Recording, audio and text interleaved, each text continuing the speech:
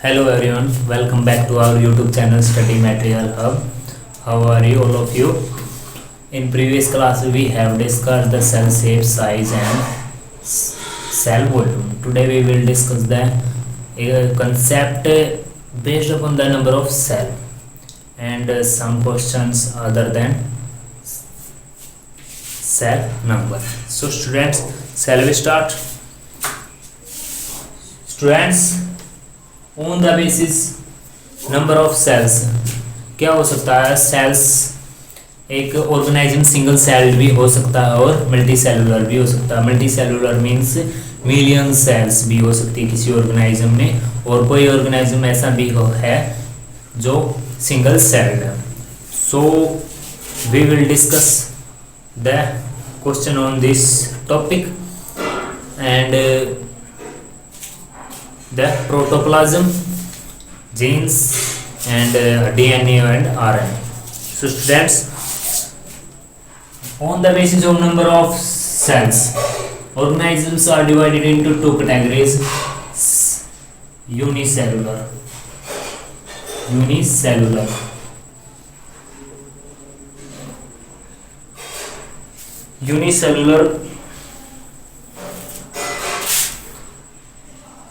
those organisms which constitute only one cell is known as unicellular organism.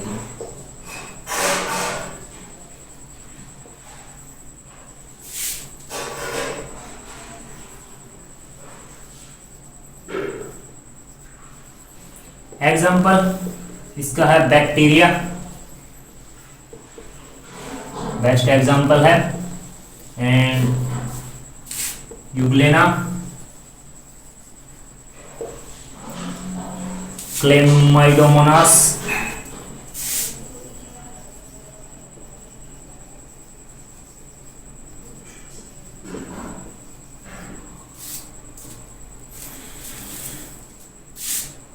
Paramecium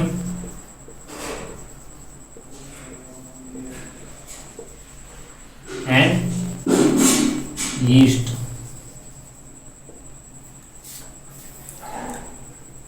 अब एक question है, single celled हैं तो वे उनके अंदर एक कैपेबिलिटी है, उनके अंदर लाइफ सर्वाइव करने के लिए भी क्या कैपेबिलिटी होती है. वो मेन तो दो ही कैपेबिलिटी हम मेंशन करते हैं: independent existence with unicellular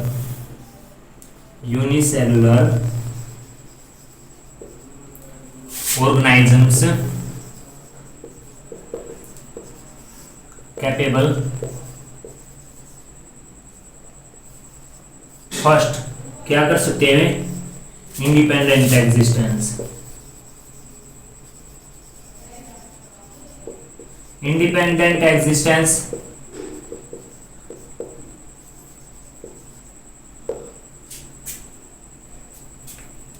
means वे रह सकते हैं अकेले, इंडिपेंडेंट लाइफ सर्वाइव कर सकते हैं, जी सकते हैं, एंड परफॉर्मिंग एसेंशियल सेकंड क्या है? कैन परफॉर्म एसेंशियल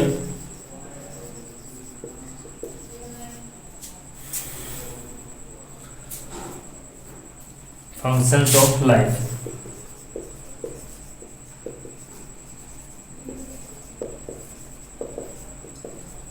समझो, कोई भी ऑर्गेनाइजेशन में केवल एक ही सेल हो उसे क्या कहेंगे हम? यूनिसेलुलर. एग्जांपल क्या? इसका बैक्टीरिया है, यूग्लेना है, क्लेमाइडोमोनास है, पैरामीशियम है, यीस्ट कह सकते हैं हम. और इनके अंदर कैपेबिलिटी होती है ये अकेले जी सकते हैं, अपनी लाइफ प्रोसेस पूरी करने के लिए क्या है कुछ फंक्शंस भी प्ले कर सकते हैं, मीन्स परफॉर्म कर सकते हैं. नेक्स्ट क्या है, multi cellular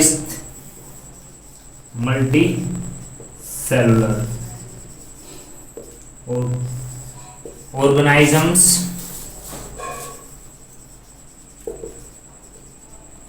which constitute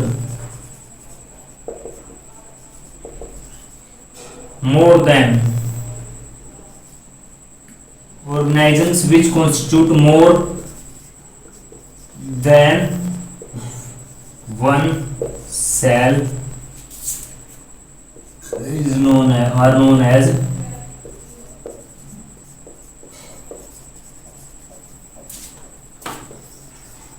multi cellular. जिनके अंदर एक से ज्यादा सेल्स होंगे उसे क्या कहेंगे, multi cellular. Like human being इसका बेस्ट एग्जांपल है। बहुत सारे एनिमल्स हैं जो आप डेली लाइफ में देखते हो, डॉग हुआ, कैट हुआ, बफेलो हुआ, ह्यूमन बीइंग हुआ, एटसेट्रा। वे क्या है, मल्टी सेलुलर। क्या करते हैं, मिलियन सेल्स कॉन्स्टिट्यूट करते हैं। सो स्टूडेंट्स, मल्टी सेलुलर ऑर्गेनाइजम्स की एक बात और है, उनमें हर एक सेल्स अलग अलग टाइप की मिलेगी आपको। अगर मैं सेप की बात करूं तो सेप भी अलग अलग मिलेगा, उनका कॉन्स्टिट्यूशन सॉरी कंपोजिशन, सेल्स का कंपोजिशन भी अलग अलग मिलेगा और हर एक ऑर्गन में सेल भी अलग अलग मिलेगी। अब क्वेश्चन अराइज होता माइंड में, क्यों ऐसा क्यों है कि सेल्स होती हैं अलग अलग टाइप की होंगी, या फिर इतनी सेल्स हैं क्यों? दोनों का सेम आंसर है। फर्स्ट ऑफ ऑल हम क्वेश्चन लिखते हैं। हमें क्वेश्चन क्या डिस्कस करना है, why do multi cellular organism, why do multi cellular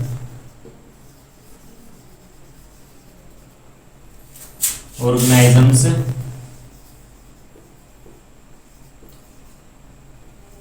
constitute different types of cell.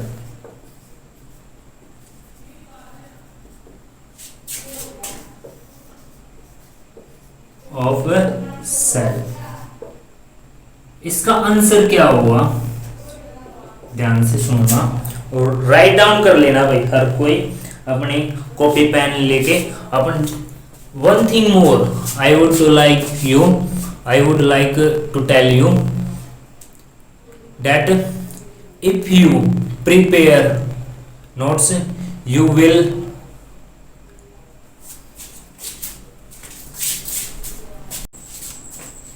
चलो समझते हैं हम इसको आंसर को भी।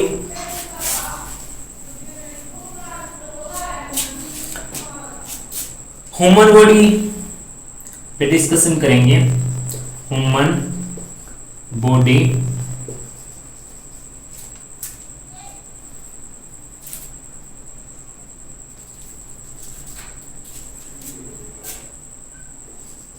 Have different kinds of cell.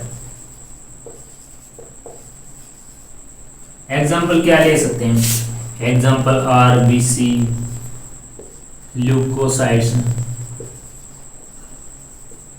Sperms, एडपोस,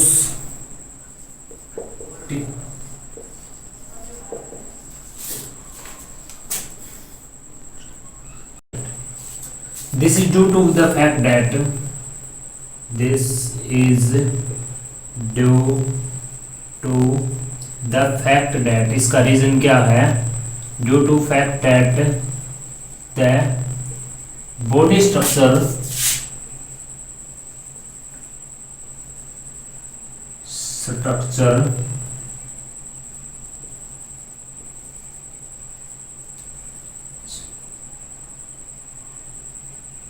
of multicellular organisms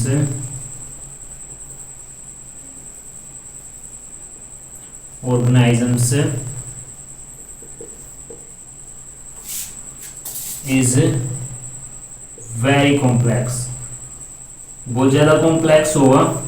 so there is division of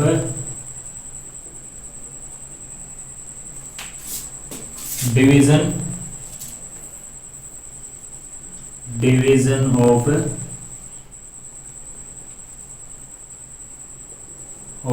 labour.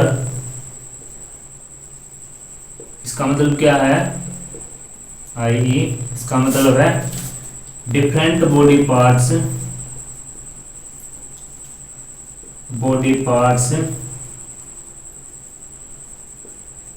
Perform different functions.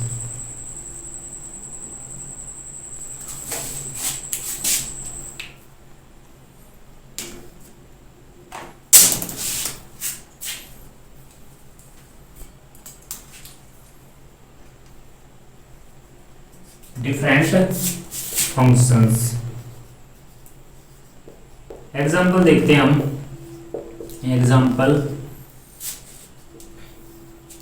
Heart का example लेते हैं हम। Heart has a special type of muscles cells called cardiac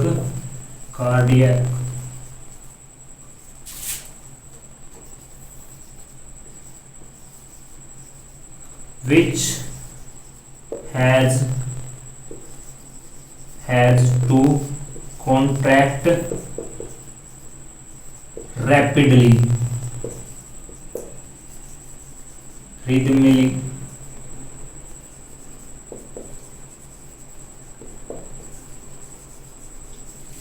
and tirelessly to pump the blood to। अब next है एक stomach का और example देखते हैं हम। Stomach has special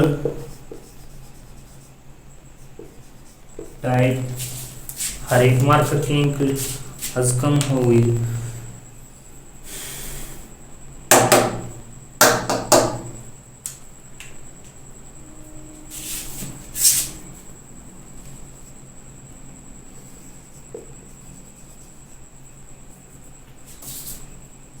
cells called mucous cells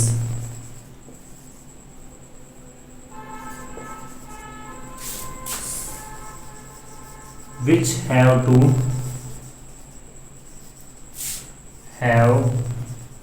to lubricate the food।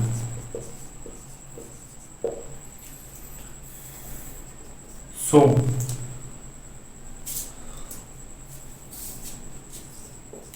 smallest unit of every organ or muscle is cell।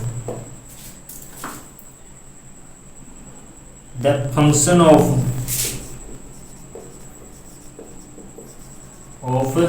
cell, sorry, function of organ or muscle decides the kind of cell।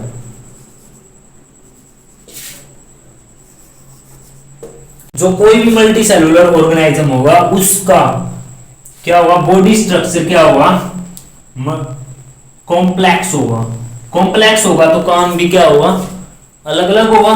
So there is a, वहां पे body क्या कर देती है, काम बांट देती है। आप इस ऑर्गन को ये काम करना। फॉर एग्जांपल हमने यहाँ पे एग्जांपल दो लिए, स्टोमच और हार्ट को क्या काम करना होता है, ब्लड को पंप करना होता है, तो उसके पास क्या होती है, स्पेशल टाइप की सेल्स होती हैं। कौन सी, कार्डियक सेल्स, जो क्या करती है, कॉन्ट्रैक्ट करती रहती है, सिकुड़ती और फिर एक्सपेंड हो जाती है। कॉन्ट्रैक्ट होती है, एक्सपेंड हो जाती है, कॉन्ट्रैक्ट हो जाती है, एक्सपेंड होती है, रेगुलरली, रैपिडली, जल्दी जल्दी, टायरलेसली, कभी थकती नहीं। और रिदमिकली, एक प्रॉपर टाइमिंग होती है कॉन्ट्रैक्ट की और फिर एक्सपेंड की। उनके बीच का जो एक टाइमिंग होता है वो डिसाइडेड होता है कि कितने टाइम में कितनी बार। तो कार्डियक मसल्स की बनी होती हैं। तो यहाँ पे जो हार्ट का फंक्शन है उसने डिसाइड की उसकी सेल्स किस टाइप की होंगी, कार्डियक सेल्स की। स्टोमच ने अपनी सेल्स डिसाइड की उसकी म्यूकस सेल्स होंगी। क्यों? क्योंकि उसे फूड को क्या करना है, लुब्रिकेट करना है। लुब्रिकेट करना तो उसके पास कौन सी सेल्स होंगी, म्यूकस सेल्स होंगी, which have to lubricate the food। so हम क्या कह सकते हैं, किसी भी ऑर्गन या मसल का क्या होगी, स्मॉलेस्ट यूनिट होती है सेल। और ऑर्गन और मसल का फंक्शन ही यही डिसाइड करता है कि उसकी किस टाइप की सेल्स होंगी। सो स्टूडेंट्स, आई थिंक आप समझ गए होंगे। आप इसे नोट करें या स्क्रीनशॉट ले लीजिए। आगे चलते हैं। What is a protoplasm? Protoplasm के बारे में समझते हैं हम।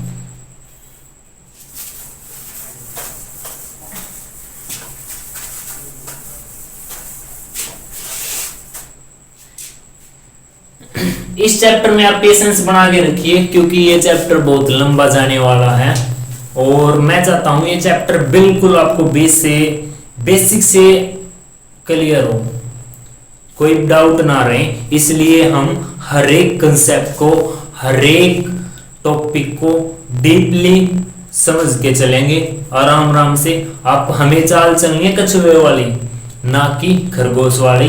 कछुए वाली चाल चलेंगे, स्लोली स्लोली स्लोली स्लोली। एक दिन हम हमारी मंजिल पे होंगे। नेक्स्ट है प्रोटोप्लाज्म।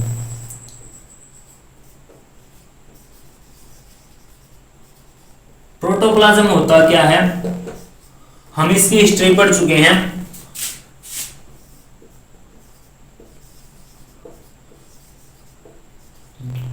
दुजार्डिन ने बताया था पहले, सबसे पहले, कि जो सेल के अंदर है न्यूक्लियस के को चारों ओर से सराउंड करता है एक जेली लाइक सब्सटेंस। उसे क्या बोला उसने, सैरपोड।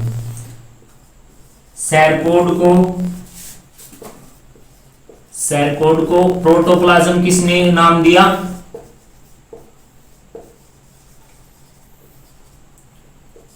याद करो, पुरकिंजी ने। और जो यहां पे डेफिनेशन में लिख रहा हूं वो किसने दी, मैक्स।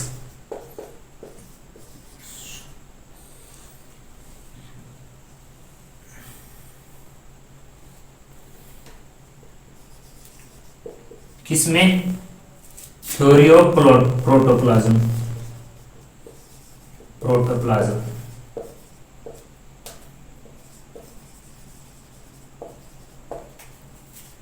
सो डेफिनेशन करते हैं। The content of living cell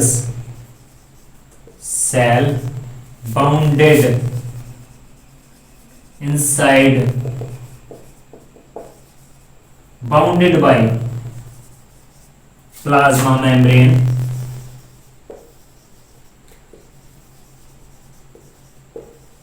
is known as protoplasm। Protoplasm क्या है, जो प्लाज्मा मेम्ब्रेन है, प्लाज्मा मेम्ब्रेन जिस कंटेंट को बांधे हुए, सपोज करो ये है, ये हम प्लाज्मा मेम्ब्रेन, इसके अंदर जो ये मैंने इस कैप ली है, इसको हम क्या बोल सकते हैं, प्रोटोप्लाज्म। प्रोटोप्लाज्म के अंदर क्या होगा, बहुत सारी ऑर्गेनेल्स होंगे। प्रोटोप्लाज्म को फिर इन्होंने दो हिस्सों में डिवाइड कर दिया। Protoplasm is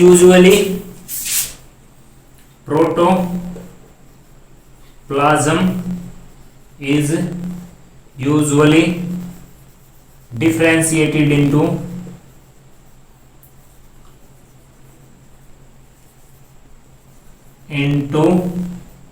cytoplasm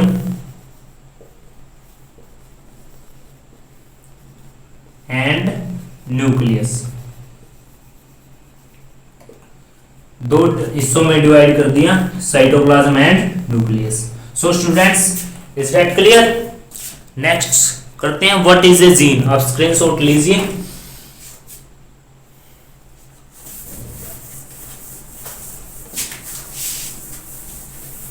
what is a gene?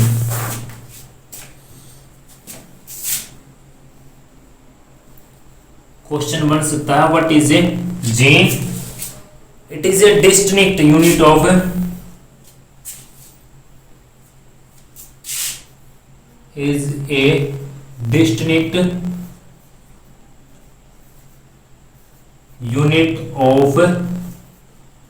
hereditary। एक बार वीडियो चेक करो।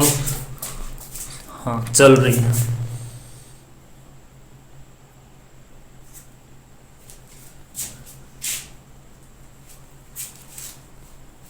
चल रही है।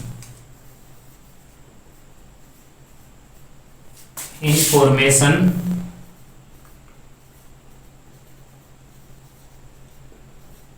which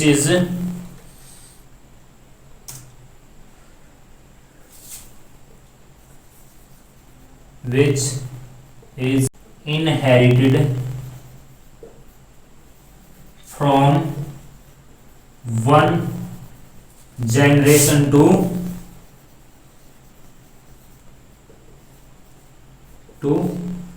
next generation.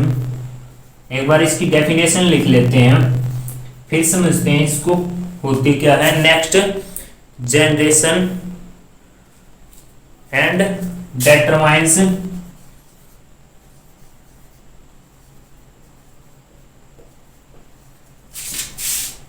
that observable traits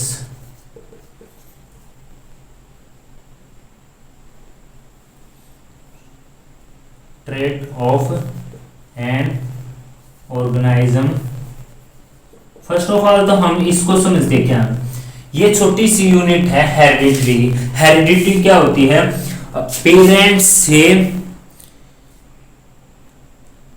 parents के जो कैरेक्टर होते हुए उनकी प्रोजेनी में, यानी कि उनकी औलाद में, उनके बच्चों में कैरेक्टर्स का फ्लो होना ही क्या होता है? हेरिडिटी। सपोज करो आपके पेरेंट्स क्या हो, मैं अपना ही एग्जांपल लेता हूं। मेरे पिताजी की हाइट 6 फीट है, मेरी माताजी की हाइट भी अच्छी खासी है 5'4", सो मेरी हाइट भी 6 फीट। तो वो क्या है, ये कैरेक्टर्स मेरे पेरेंट्स से मेरे में आए। अगर मेरे पेरेंट्स की हाइट छोटी होती तो क्या होता है, मेरा भी हाइट कम होती। तो ये कैरेक्टर्स पेरेंट्स से, कोई भी कैरेक्टर्स पेरेंट्स से उनके बच्चों में जाना, वो क्या होता है? हेरिडिटी। Is that clear? तो ये हेरिडिटी की स्मॉलेस्ट हेरिडिटी की it is a distinct unit, अलग यूनिट है हेरिडिटी इंफॉर्मेशन की, which is inherited from one in generation to next generation. Means एक जनरेशन से दूसरी जनरेशन में उसको इनहेरिट किया जाता है, यानी कि ट्रांसफर कर दिया जाता है। And determines the observable traits of an organism, यानी कि जो उसके ट्रेट्स है, लाइक मैंने अभी भी एग्जांपल दिया, मेरे पेरेंट्स हैं कि हाइट अच्छी है तो मेरी भी है, तो ऑब्जर्वेबल जो दिखाई दे, यानी कि जो हमारी हाइट है वह क्या है? ऑब्जर्वेबल है, दिखाई दे रही है। हाँ भाई इसके पेरेंट्स का हाइट अच्छी खासी है तो मेरी भी हाइट अच्छी खासी होगी। Is that clear? नेक्स्ट है सो जीन हैज। अब जीन का क्या काम है? अब मैंने अभी बताया, gene has to carry coded information from parents to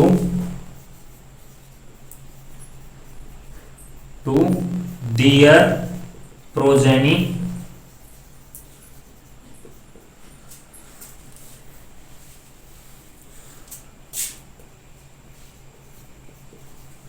so that children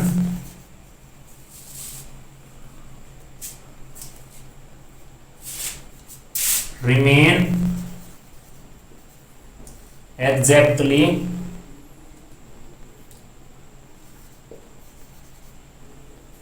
alike to their parents.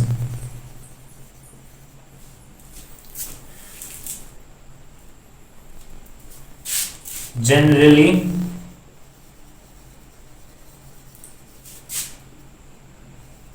genes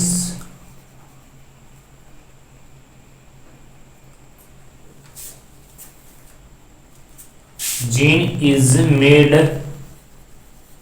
up of DNA, but sometimes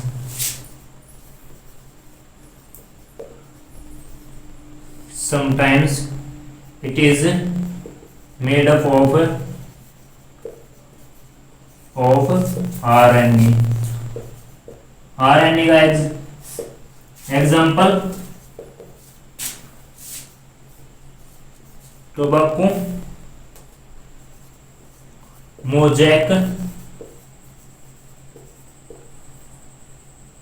virus, TMV इसकी शॉर्ट फॉर्म है। यहाँ तक तो आपको समझ में आया। हेरेडिटिक स्मॉलेस्ट यूनिट है विच इज इनहेरिटेड, एक जनरेशन से दूसरी जनरेशन में ट्रांसफर कर दी जाती है। और क्या करती है ये, ऑब्जर्वेबल ट्रेट्स, यानी कि जो पेरेंट्स के ट्रेट्स होते हैं, पेरेंट्स के कैरेक्टर्स होते हैं, वे क्या कर दिए जाते हैं एक जनरेशन टू नेक्स्ट जनरेशन।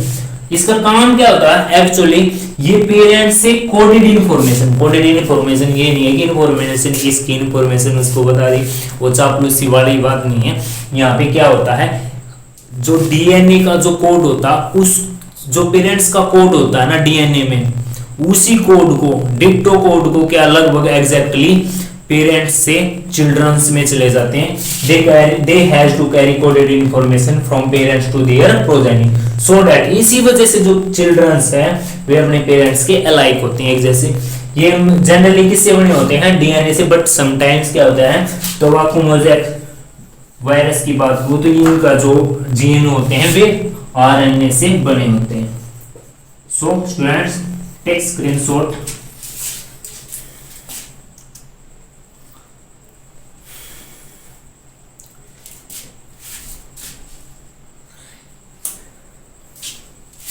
इसके बाद एक छोटा है, दो फुल फॉर्म ही। अब डीएनए और आरएनए आपने सुना है तो इसके बारे में जानते हैं। DNA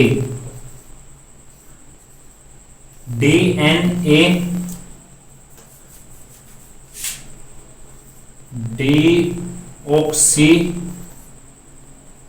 ribo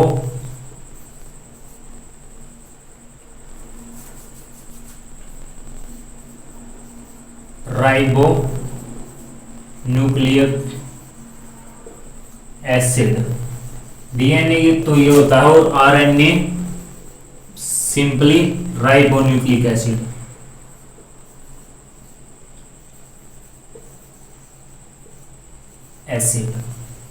so students that's all, आज के लिए इतना ही, कल मिलते हैं। हम हर एक कंसेप्ट को डीपली स्टडी करेंगे। आप जस्ट पेशेंस बनाए रखें, आपको हर एक कंसेप्ट बिल्कुल deeply slowly step to step करवाएंगे। आप एक प्रकार से ये मान सकते हो, ये आपका एक क्रैश कोर्स है साइंस का फॉर क्लास 9th। आपको वहां पे जाके ट्यूशन फीस पे करनी होती है, यहाँ पे आपको फीस नहीं पे करनी पड़ेगी। जस्ट आपको पे करना पड़ेगा सिर्फ 3 चीजें, 1 like, subscribe and share. So students bye, have a nice day, जल्दी मिलते हैं।